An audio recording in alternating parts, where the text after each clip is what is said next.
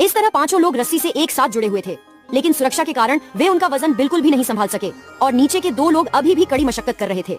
परिणाम स्वरूप नीचे दिए गए 2 लोगों के पास लंच बॉक्स प्राप्त करने के अलावा कोई विकल्प नहीं था। हालांकि शेष 3 लोगों ने अस्थायी रूप से अपनी जान बचा ली, लेकिन ऊपर का सुरक्षित घर स्पष्ट रूप से इसका समर्थन करने में असमर्थ था। वृद्ध व्यक्ति उनके पिता थे और वह बहुत अनुभवी थे।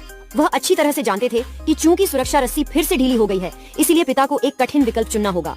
उन्होंने अपने बेटे से जल्द रस्सी काटने को कहा, थोड़ी देर के लिए झिझकने के लिए, लेकिन उसे सोचने के लिए छोड़ दिया गया। समय समाप्त हो रहा था, इसलिए उसे अंततः अपने पिता की व्यवस्था का पालन करना पड़ा। अपने पिता की मृत्यु के बाद पॉल ने फिर से पर्वतारोहण नहीं करने का फैसला किया उनके लिए।